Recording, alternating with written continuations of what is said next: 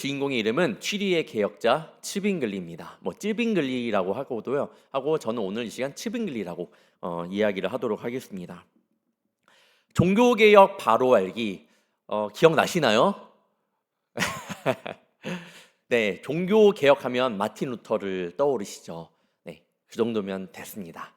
네, 마틴 루터. 그리고 제가 마지막 말씀을 전했을 때는 이 종교개혁 마틴 루터가 종교개혁을 일으킨 다음에 어떤 일이 일어났는지에 대해서 종교개혁을 일으켰으니까 많은 사람들에게 질타를 받고 목숨을 잃을 것 같았는데 하나님의 은혜로 그렇게 쉽게 빨리 죽지 않았다. 그러면서 하나님의 은혜로 이어가는 과정을 이야기를 했었는데 이제는 종교개혁이 일어났으니까 그것이 퍼질 거 아니에요.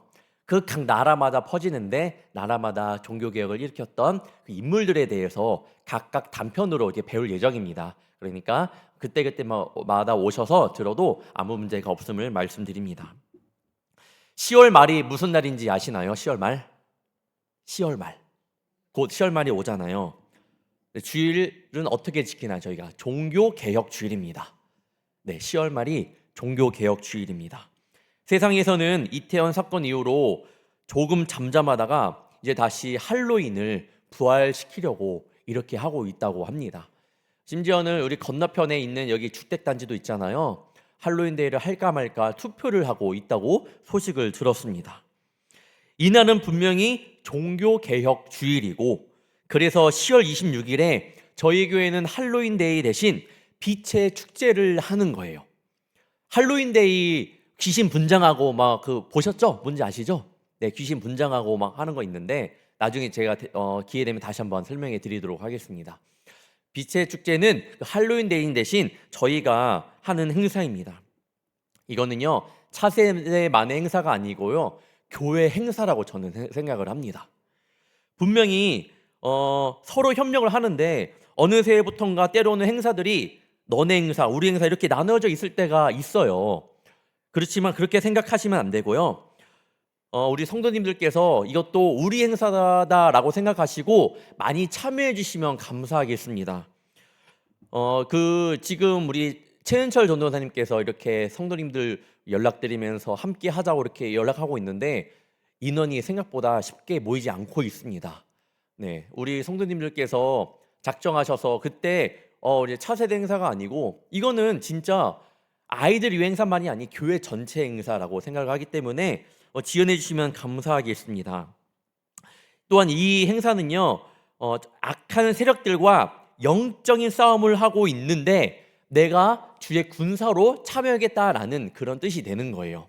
이런 어두운 세상 가운데에 영적인 싸움이 이어가고 있는 가운데에 우리가 우리 차세대 아이들을 위해서 봉사한다라는 것은요 영적인 싸움에 들어가는 겁니다. 그래서 그런 마음으로 우리 오늘 종교개혁에 관한 그런 말씀을 듣고 조금 지원해 주시면 너무나도 감사하겠습니다. 다시 돌아와서 이전에 이 종교개혁에 대해서 말씀을 나누었고 오늘은 이제는 찌빙글리에 관해서 말씀을 함께 나누도록 하겠습니다. 찌빙글리는 종교개혁의 두 번째 주자로 꼽히는 스위스 태생의 그런 개혁자입니다. 어릴 적부터 굉장히 총명했습니다. 그래서 농부였던 아버지는요 최고의 교육을 시키기를 원했고 찌빙글리는 그래서 스위스 명문대학까지 들어갔던 사람이었습니다. 그리고 변증법과 라틴어를 공부를 했습니다. 그의 이 스승들은 르네상스의 인문학자들입니다. 그래서 츠빙글리에게 기하학, 지리학, 철학, 신학, 고전, 음악을 사랑하는 법도 여러 다양하게 가르쳤습니다.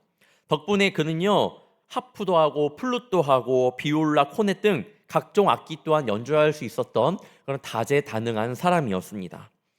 그리고 그는 에라스무스라는 그 사람이 있는데 그 사람의 영향을 받았던 그 파의 학자들 밑에서 수학을 했는데 에라스무스가 누구냐? 에라스무스라는 사람의 그 사람들에게 배웠기 때문에 그런 정신이 남아있을 거 아니에요. 에라스무스라는 사람에 대해 잠깐 말씀드리도록 하겠습니다. 16세기에 이 마틴 루터가 종교개혁을 일으켰을 때에 유럽에서 가장 유명하고 영향력 있던 학자가 에라스무스였습니다. 그는 마틴 루터 종교개혁을 일으키기 전에 우신예찬이라는 책을 써냈는데 우신 예찬, 이 바보신, 어리석은 신에 대한 예찬, 즉 카톨릭 교회에 대한 풍자를 담은 그런 책을 써냈습니다. 얼마나 그때 카톨릭이 부패했는지 알 수 있겠죠. 마틴 루터가 종교개혁을 일으키기 전에도 우신예찬이라는 책을 써내면서까지 카톨릭을 풍자적으로 이야기했던 그런 사람이었습니다. 마틴 루터의 종교개혁의 중요한 신학이 이신칭이라는 신학이 있는데, 신약 성경을 연구하다가 깨달은 이 이신칭이, 그 책이 에라스무스의 그리스어 번역본 신약 성경을 가지고, 마틴 루터가 에라스무스가 번역한 이 신약 성경을 가지고 공부하다가 깨달음을 가진 거예요. 그로부터 깨닫고 종교개혁을 일으킨 거예요. 그러니까 에라스무스가 번역한 성경책을 공부하다가 종교개혁이 일어났다라고 생각하시면 될 것 같습니다. 루터가 또 종교개혁을 일으킨 다음에 피난을 좀 하게 되는 상황이 있었거든요. 그때 에라스무스의 이 그리스어 신약 성경을 단 11주 만에 독일어로 번역함으로 독일어 성경이 나타나게 됩니다. 그러니까 종교개혁가들에게 굉장히 영향을 주었던 그런 사람이었죠. 에라스무스의 특징을 잠깐만 살펴보자면, 마틴 루터와 츠빙글리에게 굉장한 그런 영향을 주기도 했지만, 또한 종교개혁가들에게 그런 생각을 많이 불어넣어 주었지만, 카톨릭에 대해 시선 또한 부정적이었지만, 그런데 그는요 마지막까지 카톨릭에서 나오지는 않았습니다. 좀 그게 특징이긴 해요. 이유에 대해서는 그는 천상학자였고 너무나 온순하여서 싸움하는 것을 싫어했다고 합니다. 그래서 그렇게 에라스무스에 대해 잠깐 말씀을 드렸고, 츠빙글리가 그 에라스무스에게 영향을 받았다 정도만 생각하면 될 것 같습니다. 츠빙글리가 받은 교육 수준은 최고의 수준이었습니다. 츠빙글리가 주로 목회한 그런 지역은 취리히였고요. 취리히는 굉장히 그림같이 아름다운 도시입니다. 저도 이제 한번 가봤는데 정말로 아름다워요. 1518년에는 츠빙글리는 취리히의 가장 큰 교회인 그로스민스터라는 교회의 담임 목사를 하게 되었습니다.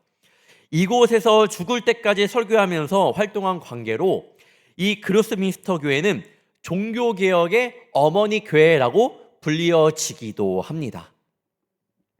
츠빙글리의 특징이라 함은 교회의 유일한 권위는 성경 말씀뿐이다라고 이렇게 확신을 가졌습니다. 특히 그는 이제 강해 설교를 굉장히 잘했는데, 당시 청중 중 한 사람의 회고록에 의하면 츠빙글리 목사님이 설교할 때면 마치 내 머리카락을 잡아 일으키는 것 같았다라는 이런 고백이 있습니다.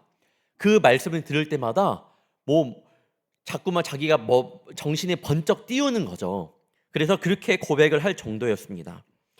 루터가 95개조의 논제문을 이 비텐베르크 문에 성당 문 앞에 붙이는 걸로 종교개혁을 시작했다면, 츠빙글리의 개혁은 성경적인 강의 설교를 강단에서 토해내는 것에서부터 시작되었다라고 볼 수도 있습니다. 우리가 이 시간 좀 기억하길 원하는 것은 츠빙글리의 개혁이 루터의 종교개혁의 결과라는 것이 아닙니다. 쉽게 말하면 두 사람의 개혁은 마치 평행선을 달리는 자동차라고 생각을 하면 좋을 것 같아요.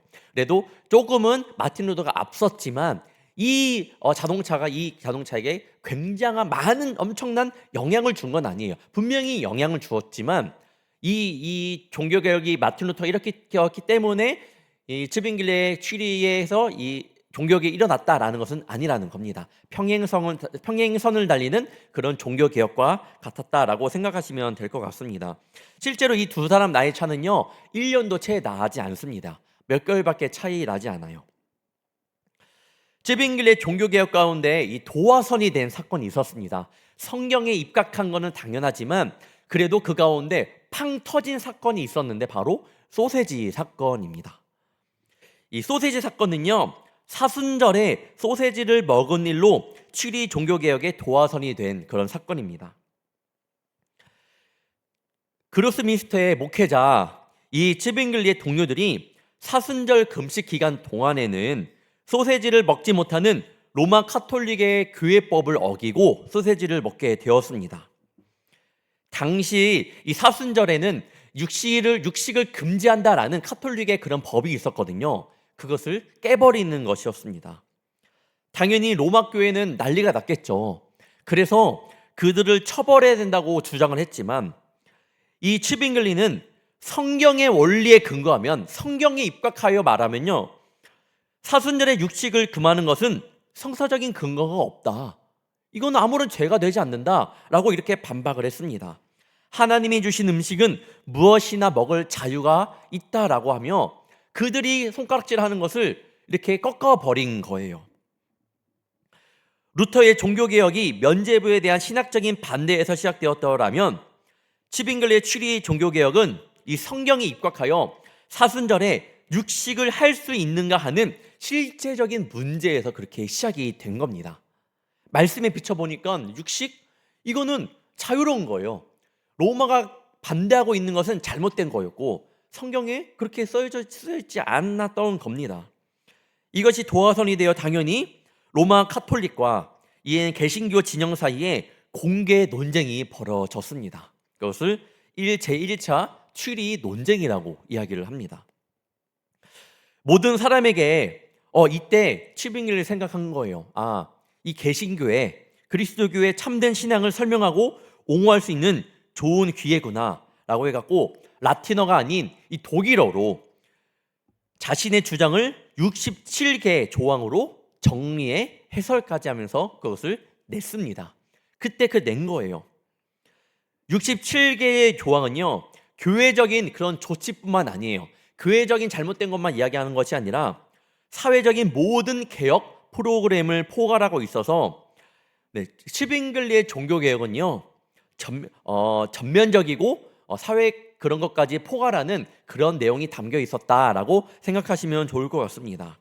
하지만 종교개혁의 핵심 사상인 오직 성경, 오직 그리스도는 충실히 반영이 되어 있었습니다.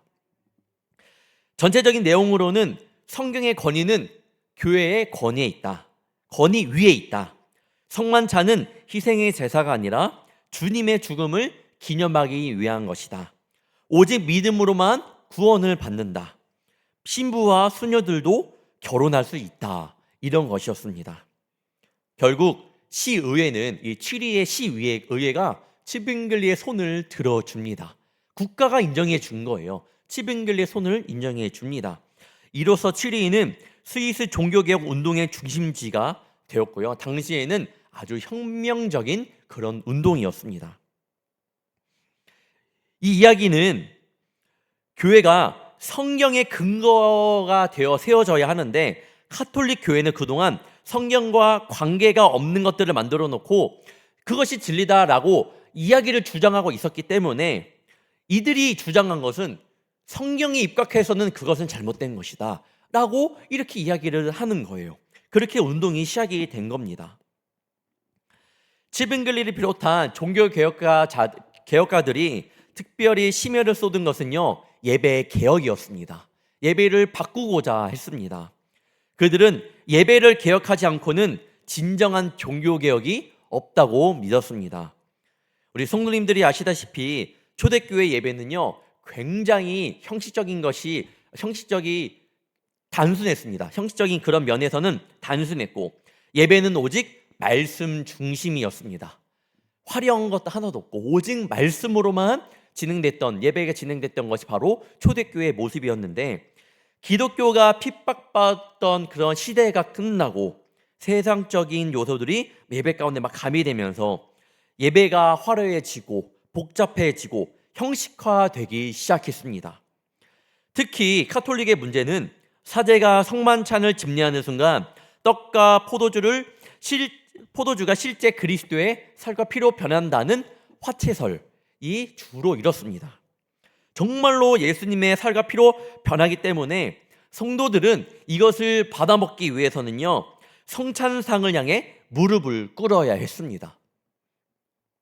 또한 성당 안에 이 성인들의 상을 놓고 기도하는 성인 숭배가 번졌고, 성인들의 유물을 잘 보관하면 하나님의 특별한 은총을 입는다라는 것이 그들 가운데 카톨릭 안에는 굉장히 많았습니다. 그래서 루터와 츠빙글리는 둘 다 신념을 가지고 예배를 개혁했습니다. 그러나 이 츠빙글리와 루터 간에는 조금의 차이가 있었습니다. 츠빙글리의 특징이라 하면요, 정말 성경대로였다라는 거예요. 그러면 마틴 루터는 성경대로 아니었냐? 마틴 루터도 성경대로 개혁을 했죠. 중세 카톨릭의 화채설이나 사제를 통한 고해성사 같은 이 비성경적인 요소들을 비판하고 성경에 근거한 예배를 회복을 주장을 한 사람도 바로 마틴 루터였습니다. 그렇지만 마틴 루터는요, 성경이 명백하게 금하지 않는다면, 교회가 금할 필요가 없다라고 하였고, 즉 다시 말하면 성경에 명시되지 않잖아요. 명시되어 있는 것이 없다라면 교회에게 유익이 되는 한에서 뭔가 획기적으로 뭔가를 받아들일 수 있다라는 거예요. 쓰여져 있지 않아? 그러면 좀 해도 되지 않을까? 이런 것 좀 해보면 되지 않을까? 이런 생각을 가진 사람이 마틴 루터였습니다. 그래서 루터파 교회는요, 예배나 교회 정치에서 로마 카톨릭의 것을 조금 수용한 것이 있습니다. 실제로 있어요. 제가 루터교회로 한번 가봤었는데 그런 것들이 남아 있습니다. 그렇다면 츠빙글리는 어떤 건지 대충 감이 오시나요? 츠빙글리는 철저히 카톨릭의 잔재의 청산을 밀어붙였습니다. 성경이 명하지 않는 것을 모두 거부했습니다. 즉 성경이 정확하게 하라고 명하지 않으면 우린 해선 안 된다였던 거예요. 다시 말하면 루터는 성경에 명백하게 금지하지 않으면 교회에서 필요한 것은 조금 해도 돼였는데, 츠빙글리는 성경이 하라고 하는 것만 해야 된다라는 거예요. 만약에 성경에서 안 쓰여져 있지 않는 게 있어요. 그러면 하면 안 되는 거예요. 루터는 쓰여져 있지 않기 때문에 조금 이거는 해도 되지 않을까? 이거지만 츠빙글리는 성경에 나와 있지 않아? 그럼 하면 안 되지. 이런 개념인 거예요. 차이점은 막 이렇게 크진 않지만 그런 조금 차이점이 있다는 것을 알면 좋을 것 같습니다. 그렇기 때문에 츠빙글리가 주도한 이 취리의 개혁은요, 굉장히 과격했습니다. 로마 카톨릭의 전통적 상징을 가차없이 떼어내고 불태우고 버렸습니다. 대성당의 대형 오르간도 해체되었고요. 수많은 사제들과 이제 수녀들이 결혼했고 아무런 계급의 격차도 없는 일반 공공교육도 실행되었습니다. 츠빙글리와 추종자들은 하나님이 십계명을 주시면서 그런 인위적인 예배를 금하신 것에 주목하였습니다. 오늘 한번 말씀을 다시 한번 읽어보도록 하겠습니다. 출애굽기 20장 4절부터 5절입니다. 다시 한번 읽어보겠습니다. 너를 위하여 새긴 우상을 만들지 말고 또 위로 하늘에 있는 것이나 아래로 땅에 있는 것이나 땅 아래 물속에 있는 것에 어떤 형상도 만들지 말며 그것들에게 절하지 말며 그것들을 섬기지 말라. 나 내 하나님 여호와는 질투하는 하나님인즉 나를 미워하는 자의 죄를 갚되 아버지로부터 아들에게로 3, 4대까지 이르게 하거니와. 아멘. 카톨릭의 성장을 개조해서 당시 개신교회 교회를 사용했기 때문에 그것마저는 무너뜨릴 수는 없었지만 츠빙글리는 방금 읽은 이 말씀에 따라서 성당의 촛대, 성자상, 성당의 음악, 성당에 걸려져 있는 그림들, 성직자 예복, 그 다음에 벽 장식 무늬 등을 다 제거했습니다. 오르간 연주, 종을 치는 것 등도 다 금지했습니다. 굉장히 개혁적이고 굉장히 과격하게 또한 그렇게 개혁을 했습니다. 이렇게 예배 개혁을 단행했습니다. 카톨릭의 잔재 청산을 완전히 그렇게 개혁을 한 거예요. 세례를 베풀면서 성호를 긋는 행위나 성찬을 받을 때 제단을 향해 무릎을 꿇는 것을 폐지했고 성직자가 특별히 사제의 복장을 착용하는 것조차도 로마 카톨릭의 잔재라 하여서 다 이런 것을 거부하였습니다. 인간의 선행이나 성인을 높이는 그런 시스템, 또한 성직자가 당시에 제가 예전에 설명드렸는데 그때 카톨릭의 성직자는 하나님과 사람의 중재의 역할이었거든요. 그래서 뭐든지 이 성도들은 이 카톨릭의 성직자를 통해서만 하나님에게 기도할 수 있었는데 이것들을 다 이제는 개혁을 한 거죠. 당연히 연옥 신학과 카톨릭 성직자의 맹세도 인정하지 않았습니다. 그 결과 교회당에서 연극을 보는 듯한 사제들의 그런 예전들이 사라졌습니다. 목사가 모든 신자에게 이제부터 말씀을 중심으로 설교하기 시작했습니다.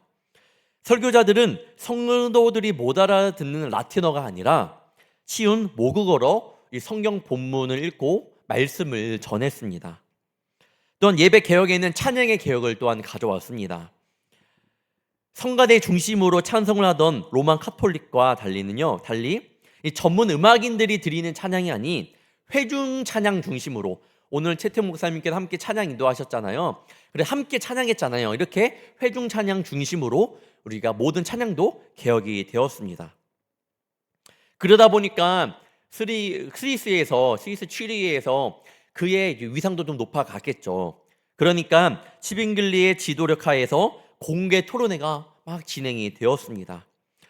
그러면서 교회 개혁 하나하나 하다 보면 부족한 것이 있을 거 아니에요. 그러한 교회 개혁들이 논쟁을 통해서 계속해서 이런 건 어떻게 되는 겁니까? 하면서 계속 오고 가고 하면서 계속 이렇게 논쟁을 통해 이렇게 교회 개혁이 이렇게 이루어졌습니다.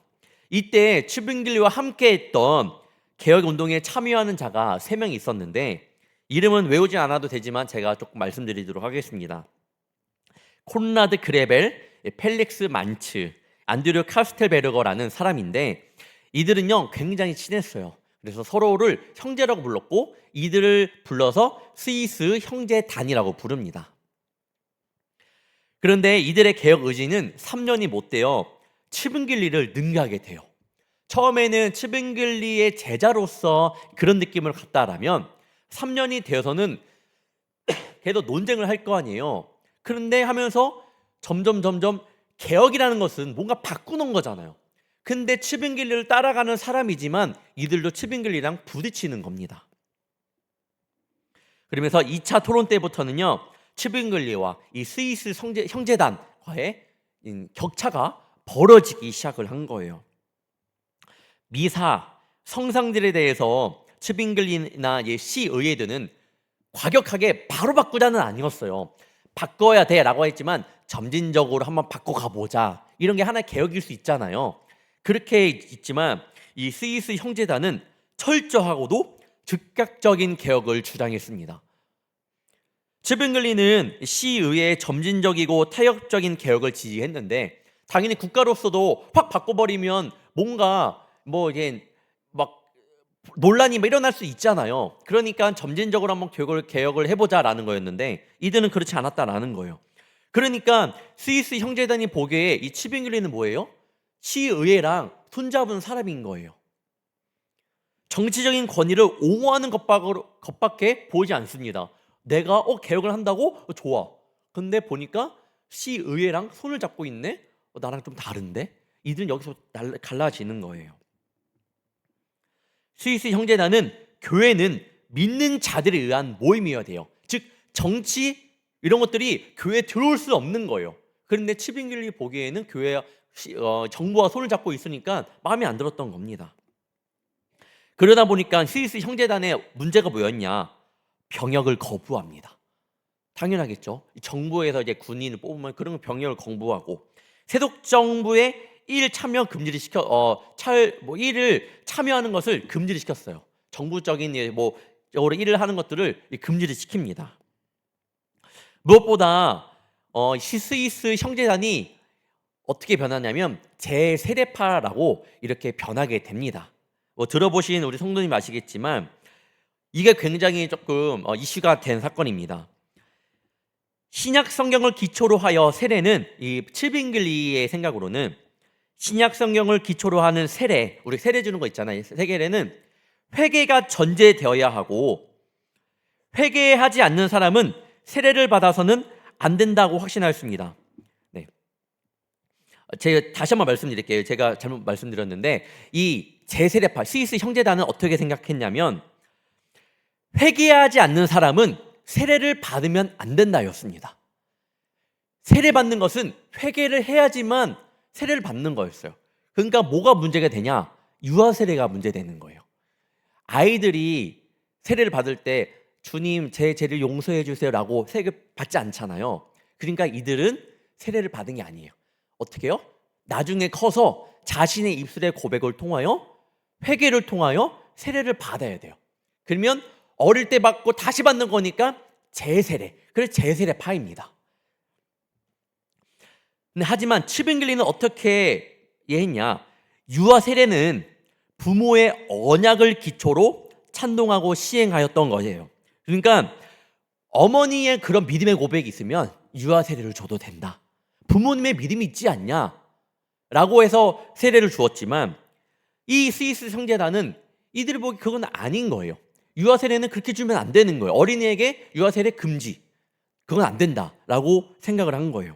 이게 생각보다 굉장히 컸습니다. 그래서 이들은 완전히 갈라지게 돼요. 한 번은 이 세례 때문에 공개 토론회가 열립니다. 열리니까 뭐 때문에 싸워요? 당연히 유아 세례 때문에 싸웁니다. 시의회는 정부는 어디에 손을 들어줄까요? 츠빙글리에게 손을 들어줍니다. 당연하죠. 그리고 재세례를 금지시킬까요? 아니면 하게 할까요? 금지시키죠. 재세례를 주지 말라고 하겠죠. 그러니까 이 스위스 형제단은 화가 날 거예요. 그래서 펠릭스 만츠 집에 모여서 서로 세례를 줍니다. 서로 세례를 줌으로써 이때 재세례파가 생기게 되었습니다. 교회 운동사에서는요 아주 급진적인 그런 행동이었습니다. 그 이후로 개혁자들과 재세례파들 간에 이런 토론이 이어졌지만 합의나 진전을 보지 못했습니다. 결국에는 1526년 이 시의회는 재세례를 행하는 자는 누구나 익사당하게 될 것이다 라고 이야기를 했습니다. 그리고 1527년 1년 뒤에 최초의 희생자로 펠릭스 만츠라는 아까 이야기 들으셨죠? 스위스 형제단의 한 명, 그리고 그 펠릭스 만츠 집에 모여서 서로 간에 세례를 주었다고 했잖아요. 그 펠릭스 만츠가 죽게 됩니다. 펠릭스 만츠는요 개신교인에게 신앙이 다르다는 이유로 죽음을 당한 최초의 순교자였습니다.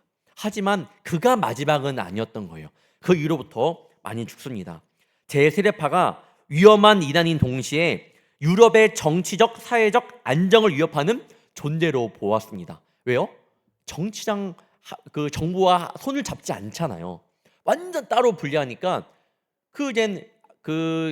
재세례파가 있는 국가에는 문제가 되는 거예요. 이단시가 되었습니다. 그래서 1600년까지는 재세례파가 거의 1만 명까지 목숨을 잃게 되었습니다. 재세례파는 온건파와 과격파로 나눌 수 있는데 온건파, 칼빈은 나중에 말씀드리겠지만 두 그룹 다 반대했지만 과격파에 대해서는 아주 비판을 합니다. 이렇게 없어지는 것처럼 보였다가 재세례파의 와해를 막아낸 사람이 나타났는데 네덜란드의 메노 시몬스라는 그런 사람이었습니다. 그리고 현재까지 이어지는 재세례파가 있는데 이들은 모두 온건파예요. 온건파. 메노나이트라는 그 파가 있습니다. 이들은요 사유재산 인정하고 상호 도움을 실행하면서 또한 하지만 문명의 발전을 거부해서 이 마을을 보면 아직도 마차를 타고 다닙니다. 아미시라는 파인데 엄격하고 폐쇄적인 공동체입니다. 굉장히 세상의 그런 문화를 단절하고 사는 완전 좀 그 안에서 조금 과격한 거고요. 후터파는 이들은 완전히 사유재산이 없고 서로 간에 그런 주의로 나아가고 있는 그런 파입니다. 전 세계적으로 120여만 명의 교인들이 있고요. 대한민국에도 재세례파가 있습니다. 다시 한번 돌아와서 츠빙글리는 자신의 종교 개혁 가운데 이런 일들이 많이 있었습니다. 자신의 성경에 기초하여서 이렇게 나아갔지만 그런 가운데에서 서로 자신의 편이었던 스위스 형제들 간에도 이 내용 조금 다르기 때문에 논쟁이 있었고 그를 조금 시기 질투하는 사람들이 있었는데 무엇보다 그래도 츠빙글리는 교회와 국가가 하나 되어야 한다고 믿었고 그렇게 나아갔습니다. 어떻게 하면 하나님 오시기에 정의로운 교회와 사회를 구축해낼 수 있을까? 이런 생각이 츠빙글리에는 있었기 때문에 정부와 손을 잡은 거예요. 정부에 의존해서 살아가려고 했던 사람이 아니라 어떻게 하면 하나님이 원하시는 나라와 교회를 만들 수 있을까라는 마음으로 그렇게 정부와 함께 했던 겁니다. 그래서 치리 시의회로 하여금 성경과 일치하지 않는 종교적 관습을 금지하는 법안을 통과시키게 돼요. 또한 치리의 모든 시민들이 의무적으로 교회에 출석하게 하는 등 이 교회적 행위를 의무적인 법안으로 통과시키게끔 굉장히 노력을 했습니다. 완전히 기독교 국가를 만들어 버린 거예요. 제세례파의 승부에서 이긴 츠빙글리로 인해 당연히 모든 아기들은 태어나자마자 세례를 받았습니다. 세례를 받았고 자동적으로 교회 신자가 되었습니다. 이렇게 해서 교회와 국가는 하나가 되었습니다.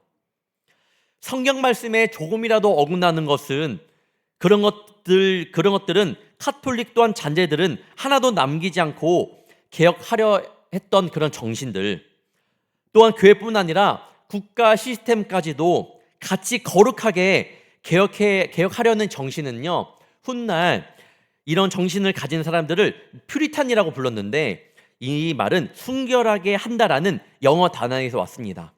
훗날 영국에서 이 퓨리탄 단어가 쓰여지게 되었고 영국에서 청교도들이 이렇게 불리게 되었습니다. 그런 정신을 이어받은 거예요. 정말 순결하게, 정말 말씀에 입각하여 살려는 사람들, 이 츠빙글리의 마음을 정신을 이어받는 사람들이 나중에 영국에서 청교도로 태어나죠. 청교도라는 그 사람들은요, 나중에 또 말씀드리겠지만 종교개혁이 완성되지 않았다고 느낀 사람들이 영국 교회를 정화하고 사회까지 정화하고자 그런 기울인 노력에서 나왔습니다.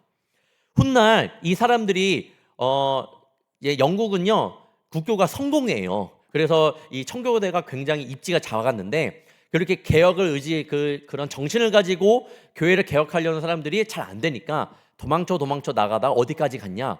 미국까지 갑니다. 거기에서 첫 수학을 한 게 바로 추수감사절이에요. 그러니까 종교 개혁의 이런 정신들이 또 청교도를 만들고 청교도들이 미국으로 건너가서 거기서 나온 것이 바로 추수감사절. 저희가 11월 3일 날 저희 교회는 추수감사절로 지키잖아요. 이렇게 보면 10월 말에 지키는 종교개혁주일과 11월 초에 저희 교회에서 지키는 추수감사주일은 저는 연관이 있다고 생각을 합니다.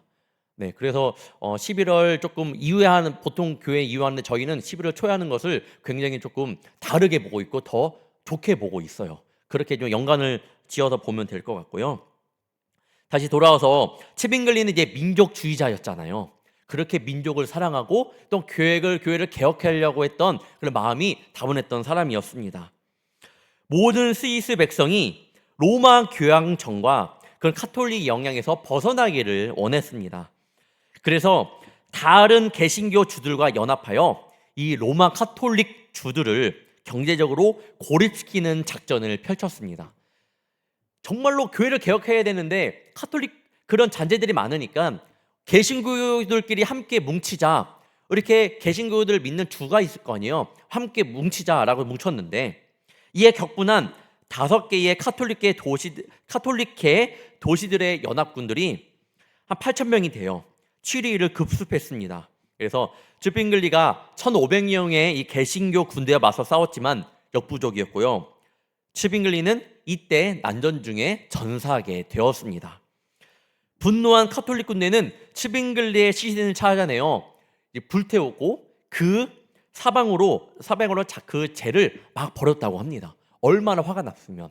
또한 얼마나 츠빙글리가 카톨릭의 잔재를 청산하려고 했으면 그들이 그렇게까지 했을까요? 그날 취리에 4,000명이 넘는 개신교도들이 츠빙글리와 함께 전사했습니다. 그리고 카톨릭은 이제는 개신교의 전쟁을 끝냈고요. 그 다음부터 어떻게 됐냐? 이로 인해 스위스의 각 주는 종교 문제에 있어서는 예전에는 태어나자마자 유아 세례를 받고 기독교 신자가 되었더라면 이렇게 전쟁이 끝난 다음에는요, 얘는 사람들의 양심에 따라 얘는 기독교를 믿게 하게 되었습니다. 개신교를 믿든 카톨릭을 따르든 그렇게 자유롭게 선택할 수 있게 되었습니다. 지금도 취리시에 가보면 성경과 칼을 든 츠빙글리의 기념 동산이 있습니다. 츠빙글리가 성경을 가지고 있지만 칼을 들고 있는 거예요. 굉장히 과격하지만 또한 나라를 위해 그 자신의 그 믿음을 가지고 싸웠지만 그 가운데는 또한 자신이 성경에 입각하여서 성경의 말씀을 가지고 성경의 말씀을 더욱더 그 마음 가운데 입각하여 그렇게 자신의 신앙을 유지했다라는 것 조금 우리 성도님들이 알면 좋을 것 같습니다. 오늘 함께 치빙길리에 대해 말씀을 나누었는데 우리 성도님들은 어떤 마음이 드셨나요? 저는 말씀을 준비하면서 치빙길리가 어떨 때는 굉장히 말씀적이지만 어떨 때는 굉장히 과격한 모습을 보면서 진짜 자신의 신앙을 그래도 어떻게든 지키려는 이 모습, 때로는 과격한 모습도 나오지만 그 모습이 참으로 정말로 대단하다라는 생각이 들었습니다. 과격한 모습을 배우라는 것은 아닙니다. 하지만 이 성경에 입각하여 살아내려고 했던 이 치빙길레의 마음, 그리고 나라를 생각해서 어떻게든 자신의 신앙을 가지고 나라를 사랑해서 나갔던 그 마음을 우리 시간 치빙길을 통해 배우면 좋겠습니다. 제가 말씀을 준비하면서 논문도 찾아보면서 또한 오늘 출애굽기의 성경 말씀을 보면서 느낀 것은 참 이 치빙걸리는 신앙만큼은 한치의 타협도 없었구나. 오늘 출애굽기 20장 4절에서 5절 정말 하나님의 말씀 아닌 것들은 우상으로 보이는 것들은 다 버리라고 했던 것처럼 우리가 그런 신앙을 살아가야 할 때가 아닌가 싶습니다. 참으로 버려야 될 것이 많아요. 우리가 오늘도 진실대에 기도하자고 나갔잖아요. 우리 온 가족 특별 새벽 기도 가운데 이렇게 나갔는데 진실대에 나가기 위해서는요. 진실대 우리가 주님 앞에 버릴 것이 있어야 됩니다. 버리는 것이 분명히 있어야 돼요. 그래야지 진실된 모습이 아니겠습니까? 아직까지도 주님께 나아가야 되는데 아직까지도 버리지 못한 모습이 있었더라면, 그런 것이 있더라면 어떻게 그것이 진실된 모습이라고 말할 수 있을까요? 담임 목사님께서 오늘 집중이라는 이야기 하셨는데 집중하셔야 됩니다. 예배 가운데에도 우리가 신앙생활할 때도 집중해야 됩니다. 하지만 집중을 방해하는 것이 있다면 여러분 버리시길 바랍니다. 말씀에 의지하여 버리시길 바랍니다.